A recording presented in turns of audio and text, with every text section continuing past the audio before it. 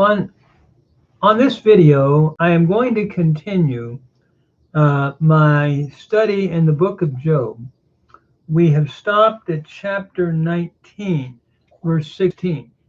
In it, I have been looking at the Hebrew grammar inductively, an analysis of the text from that perspective, looking at the different words, and then going on with a commentary, a verse by verse commentary. We stopped, I believe, last time at verse 16, just to get the foundation again of the chapter. Crushed by Bildad's words and feeling the hurt of his soul, in this chapter, Job expresses his loneliness and contempt toward his so-called friends as counselors. They have shamefully wronged Job by announcing his suffering that is due to sin, when all along it is God who has treated Job unfairly and unjustly, the text is arguing, by causing him to suffer. This is Job's point in verses 1 to 6. God has stripped Job of his glory. He has besieged and attacked him, counting him as an adversary, verses 7 to 12.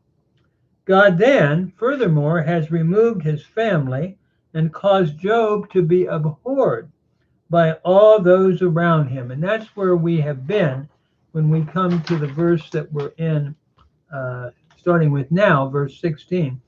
In light of this, as we summarize the chapter, Job appeals for sympathy from his friends, and from his friends then turns to God in confidence that God, after his death, would vindicate his innocency. We see this in verses 21 to 29. So I'm going to pick up in verse 16 then and continue where we had left off last time. So verse 16 reads, La'abdi karati velo ya'aneh, b'mofi et chanen lo. I call to my servant, and he does not answer. Though with my mouth I entreat him, or I seek his favor. Karati is simply your cow perfect first common singular from kara, and I call below ya'aneh. Ya'aneh is from ana, to answer. It's a cow imperfect third masculine singular from ana. And though with my mouth I entreat him, I don't get an answer.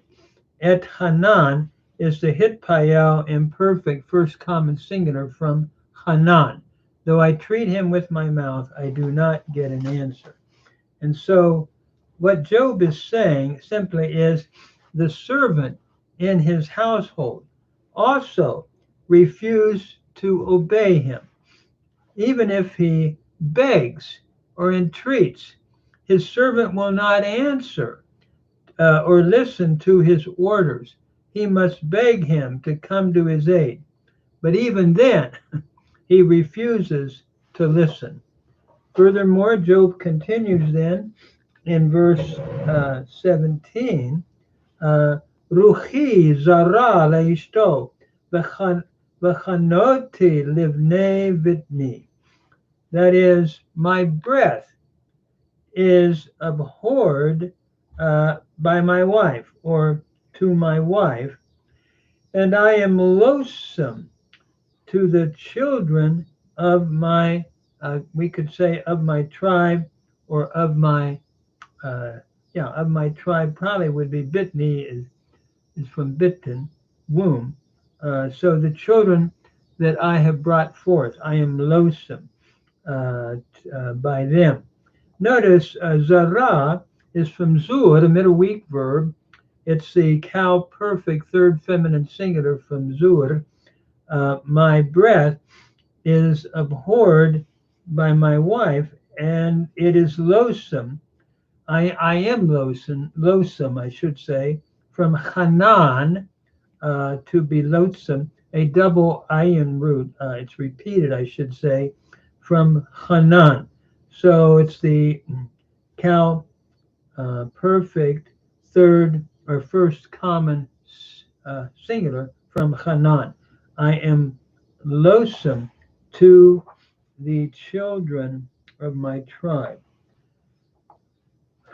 or of my womb, of my tribe, we could say. Notice Job's wife abhors his embrace.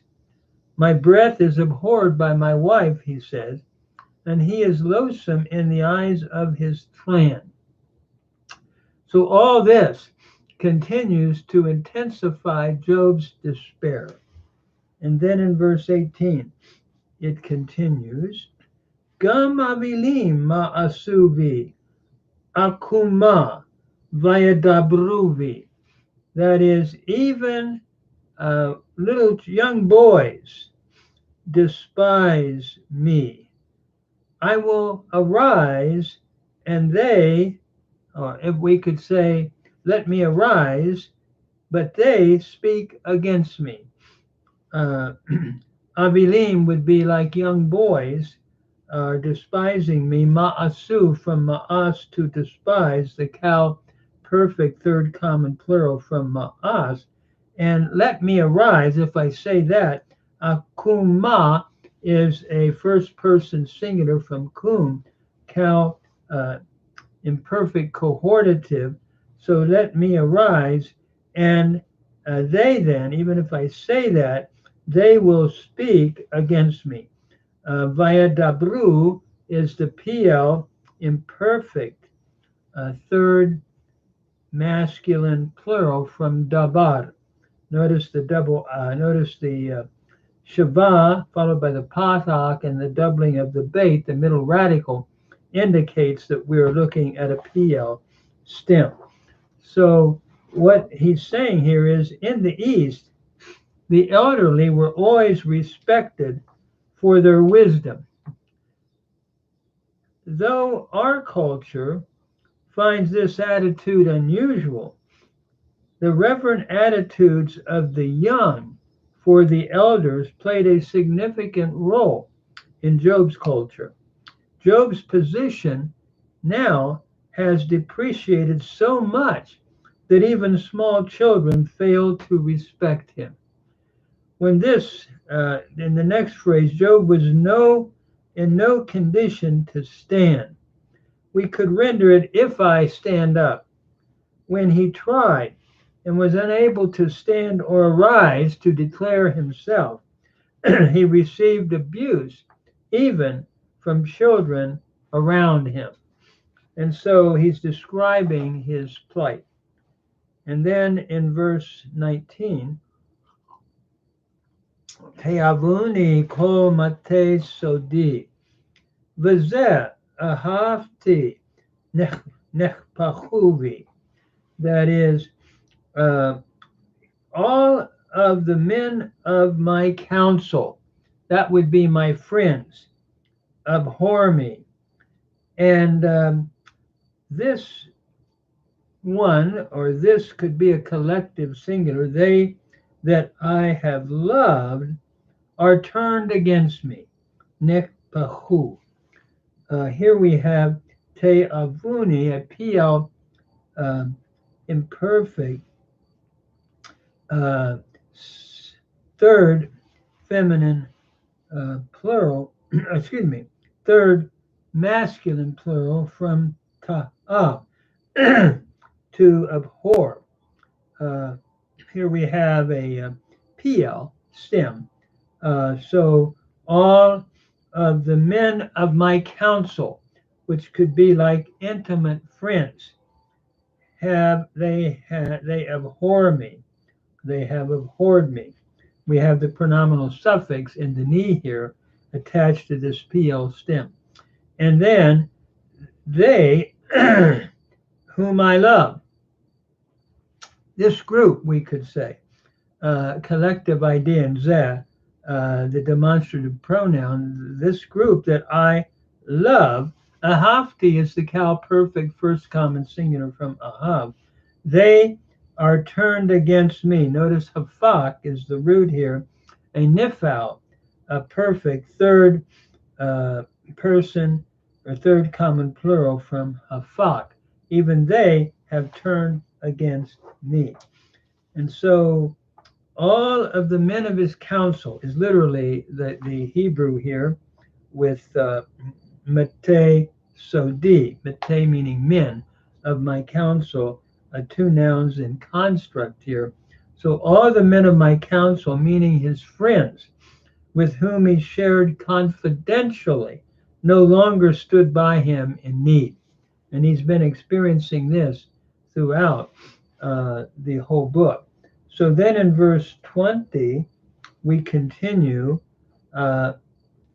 Be'uri u vivsari davaka atzmi, et malata ba'or shinai.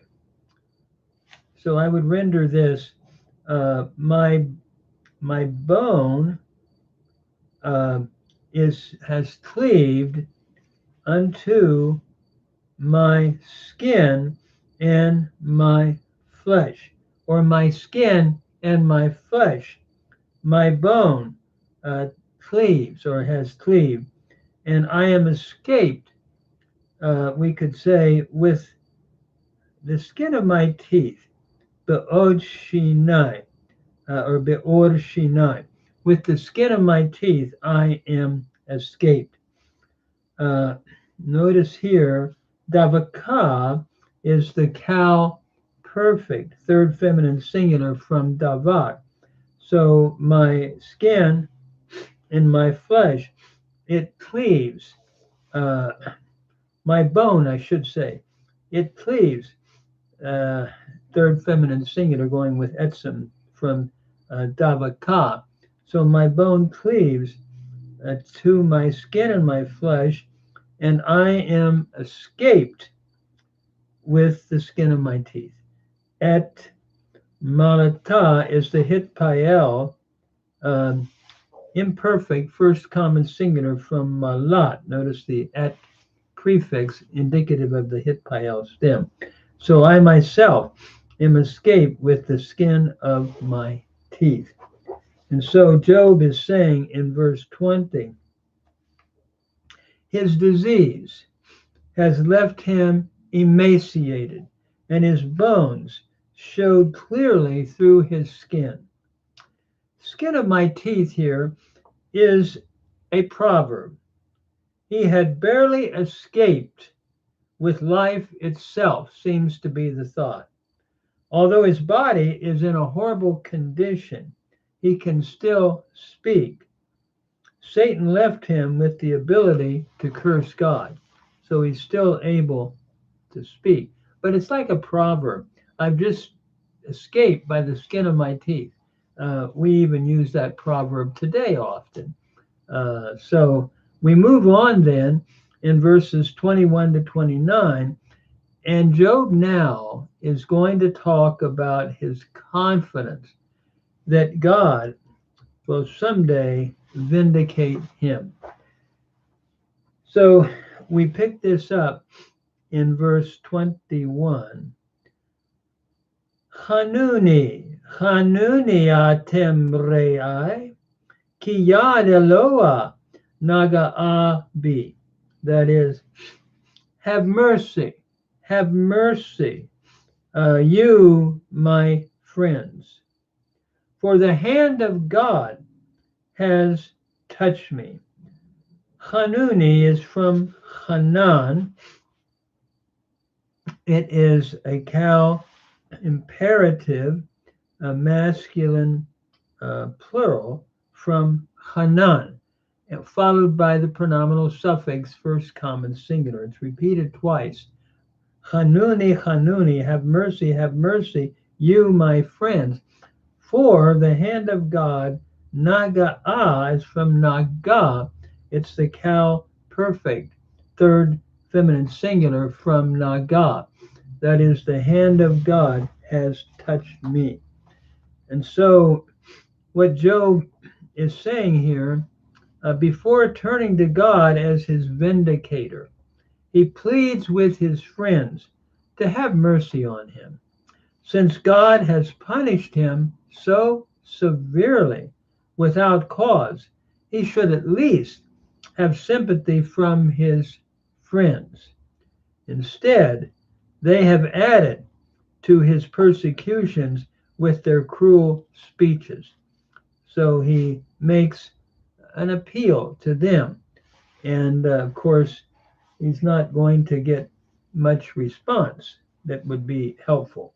So then we move on to verse 22. Lama tirdafuni kamo el mibsari lo tisba'u. Why do you persecute me as God? Speaking again to his friends. And you are not satisfied with my flesh or from my flesh. Why do you persecute me? Notice radaf means to persecute. It's the cow imperfect third or second person plural, masculine plural from radaf. So why do you persecute me, followed by the pronominal suffix in the ni here, in the e here, as God? Why are you doing what God is doing, he's saying, and you're not satisfied with my flesh, with what I've already gone through? Umibsari lo tisba'u. From sabah, to be satisfied. Again, we have a cow imperfect second masculine plural from sabah. So you are not satisfied yet with what I am experiencing. So as we look at verse 22, then, his friends should not persecute him just because God has done so, is the argument. They should not follow his example, Job pleads. They should be satisfied with my flesh, literally.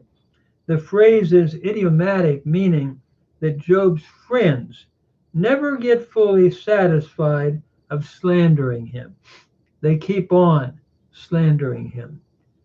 So in verses 23 and 24, we then continue.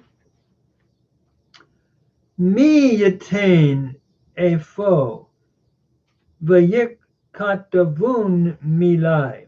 Mi yatain besefer vayu haku. That is, who will give? And this is idiomatic. We could translate this, oh, that my words. Who would give for this to happen? Oh, that my words were now written. And oh, that they were inscribed in a book. Oh, me yatain would be who will give, literally. And it's probably idiomatic of saying, oh, that this could happen. Notice the yatain, we have the pronoun who, the interrogative here, and yatain is the cow imperfect third masculine singular from natan. Yintain becoming, becoming yitain with the doubling of the tav by progressive assimilation, where the noon of the stem has progressively gone into the tav, causing the doubling. So, oh, that my words were now, apho, were written. Milai means my words, and yikatavun from katav, to write. It's the nifal imperfect third person masculine plural from katav. Notice the ia vowel pattern and the doubling of the kaf shows that the noon of the stem of the nifal, or the binyan of the nifal, has assimilated by progressive assimilation. So that they were now written. Oh, that they were inscribed in a book. Besefa mean in a book. And we have that idiomatic phrase, mi yitain, followed by vayechaku, from hakak, to inscribe. Here we have a whole vowel, imperfect, a third common or third masculine plural from hakak. Notice the shurik, indicative of the hofal stem here. Oh, that they were inscribed in a book. And then he goes on to continue that thought in verse 24. Be'et barzel ve'ofaret la'ad batsur yehat sevun, with a stylus of iron, or with an iron pen and lead, with a stylus of iron and lead, forever would that they were engraved in the rock, or forever in the rock that they were engraved. Notice here, Ye Hatsavun is from Hatsav, to engrave. Here we have a nifal, imperfect, third person masculine plural from Hatsav. The nifal, the noon has assimilated, but the het could not take a dogish, so we have compensatory lengthening under the yod from a hirik to a tzerik. So forever in stone, would that they were engraved, is the thought here. From Chatzav, to engrave. So what Job is saying here, he despairs of ever receiving justice from his friends. Therefore, he wishes to preserve his plea to future unbiased generations by engraving them into a rock. An iron pen, the Hebrew says, with a pen of iron and lead, literally. The iron pen was a tool for chiseling out letters in a rock. So melted lead was then poured into the letters to make them stand in bold appearance. Forever he wants that done. Notice the contrast is made between Job's short life and the rock's durability. Job wishes that his pleas would be engraved into rock, so that it would permanently remain to be read by future generations. And then we come to these amazing verses, I believe, in verses 25 to 27. So let me just read that in the Hebrew. Va'ani yadati goeli chai, va'acharon al afar yakum. I know that my Redeemer lives, and afterwards, upon the dust, he will arise. He will arise to be a witness for me afterwards, upon the dust, he's saying. And notice here, yadati is the cow perfect first common singular from yada, and I know that my Redeemer, go ali, is from go el. It's a cow participle masculine singular from ga'al, to redeem, followed by the pronominal suffix first common singular. I know that my Redeemer lives, and afterwards upon the dust he will arise, from kum, the cow imperfect third masculine singular from the middle weak verb kum. And when after my skin is destroyed, so notice the next verse, v'achar uri nikafuzot umibsari echazeh Eloah. And after, literally, after my skin This is stricken off, we could say. To strike off, it's from the root nakam, is stricken off. Then from my flesh I shall see God. And some, I want to translate this without my flesh. And we'll talk about that in just a moment. I take it from my flesh. But echazeh is from chazah, to see. It's the cow imperfect first common singular from chazah. So from my flesh I shall see God. Whom I shall see. Notice verse 27 as we continue. Asher ani achazeli ve'enai ra'u velo zar kalu hilyotai becheki. That is, whom I will see for myself. Whom I will see, and I will personally see for myself. My eyes will see, and not another's, not a stranger, not another. My kidneys are consumed, are brought to an end, or consumed in my bosom. We could say within me. Here we have echazeh from chazah, a cow imperfect first common singular from chazah, whom I will see, my eyes will see.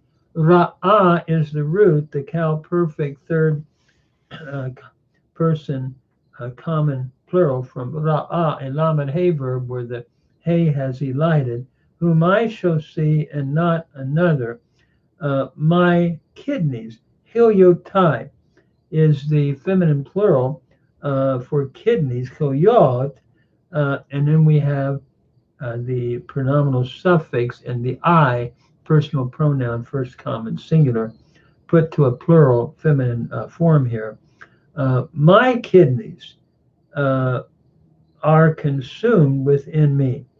My eyes will behold and not another's. My kidneys are consumed within me. Even when that happens, my life is gone. I'm still going to see my case vindicated. Let me talk about these verses for a moment. He said, I know that my Redeemer lives. One view says that Job believes that God will appear as his vindicator to declare his innocency at last upon the earth, even after Job's disease tears his skin from his flesh. Verse 26. Without his flesh, Job will see God as his vindicator. Even though death overtakes him, God will reconcile himself to Job. This is one viewpoint. From his spirit, Job is certain to personally witness this someday. Verse 27. This position is argued for in this context, those that argue for it, for the following reasons, or the following considerations.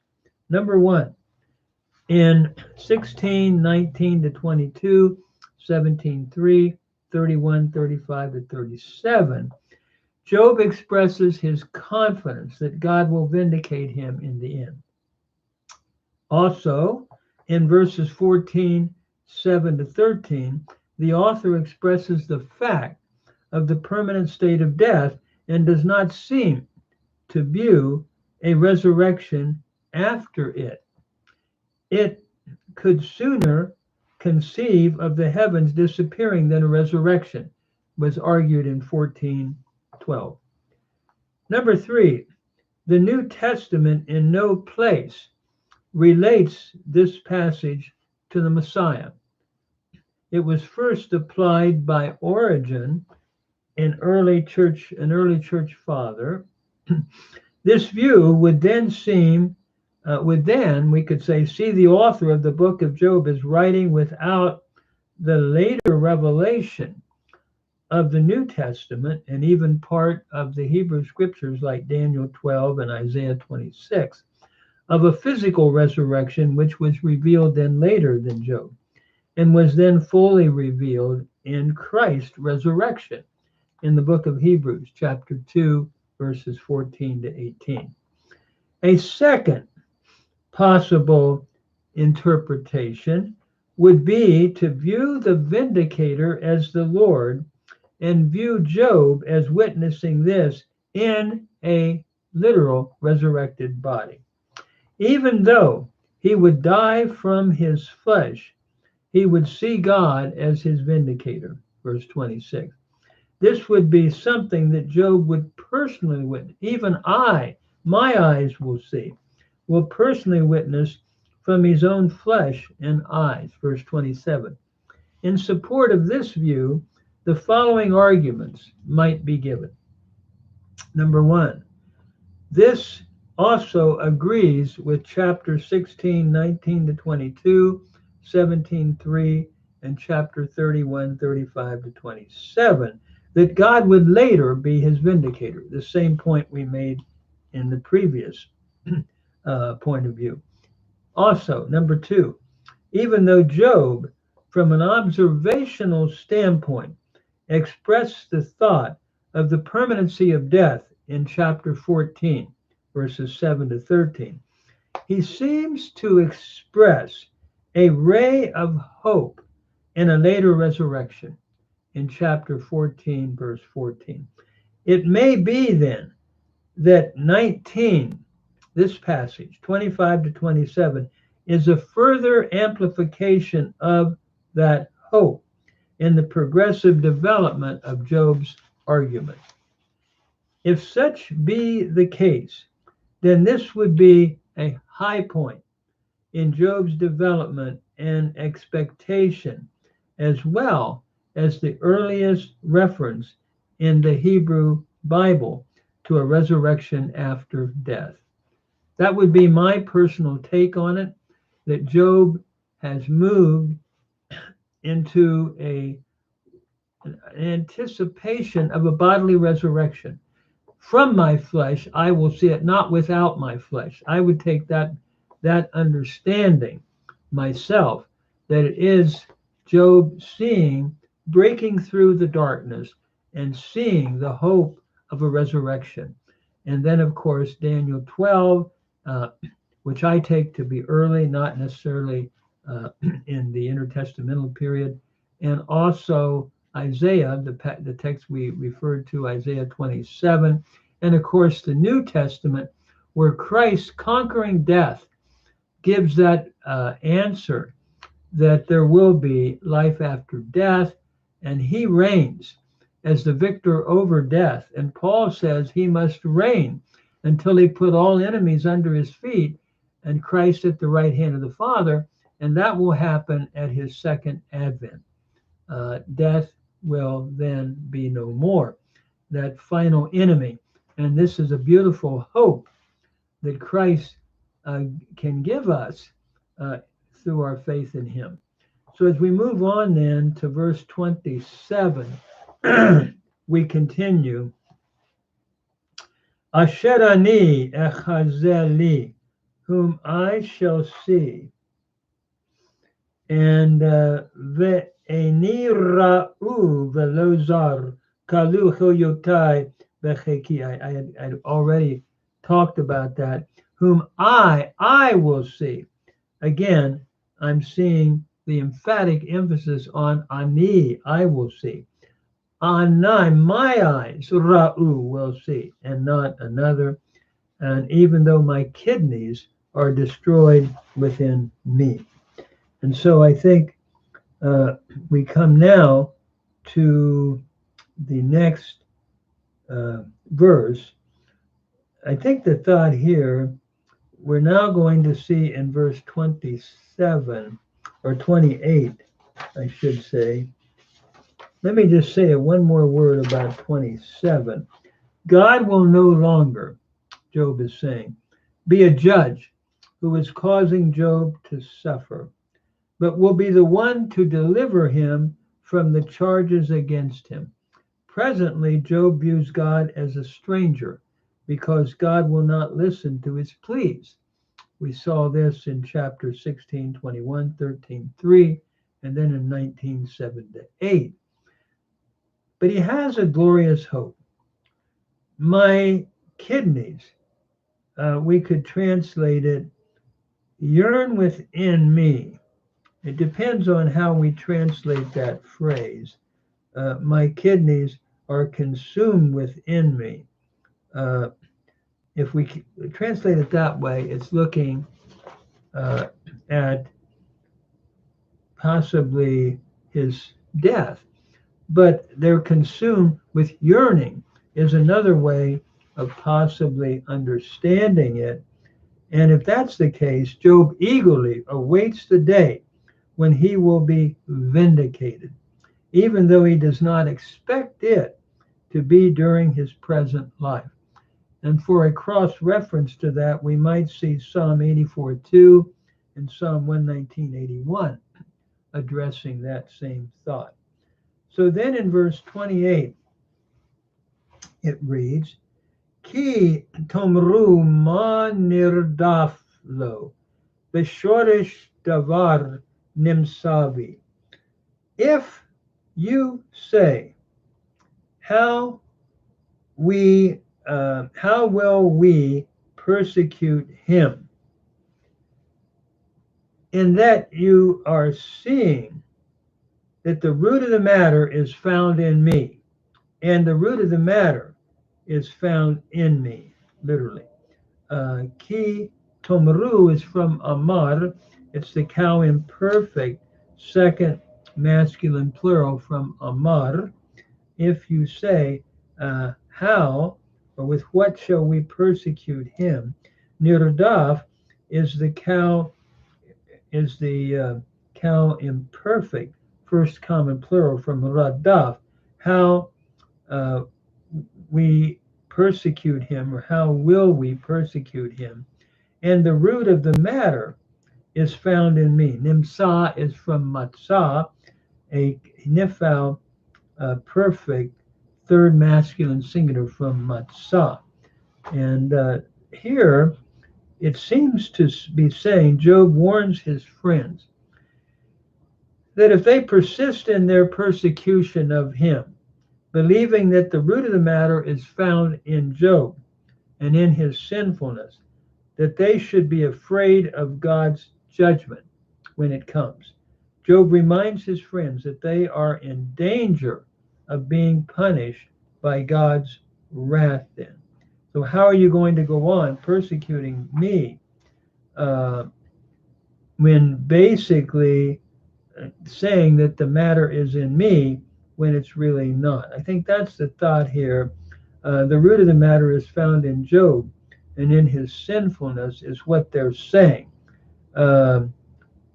But it's really not, of course, and so God is going to call them into judgment, which he does, as we'll see at the end of the book. So then we come to verse 29. So, Guru lachem mipnei cherub, ki chema avonot charib, lema'an tedaun, and I'm going to render this last word shadin. That is, be afraid for yourself from before the sword. For wrath is going to bring punishment by the sword, or for the wrath, punishments by the sword is inevitable. We could understand that as understood, that you, in order that you might know that there is a judgment.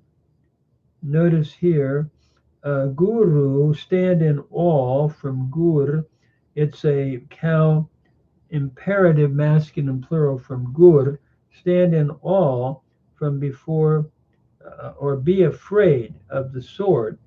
For wrath, avonot, iniquities or punishments, I guess we could render it wrath, equals punishments that is God's wrath of the sword by the charav, by God's judgment, in order that you may know Tedu'un is from yada, a pay vav verb historically where the vav had elided, and we have compensatory lengthening under the ta with a tseri from a hirig, that you may know that shah, there is a judgment, shah din.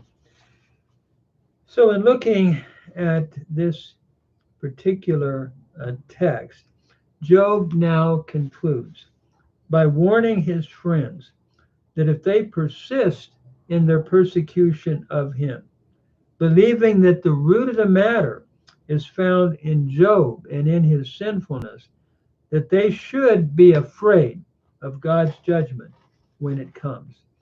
Job and his friends, that they are in danger. Job, I should say, reminds his friends that they are in danger of being punished by God's wrath.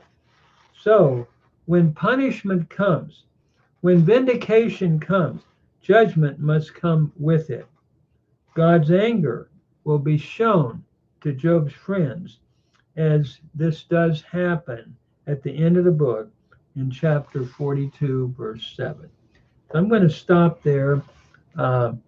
We'll pick up the next time on the second speech of Zophar in chapter 20.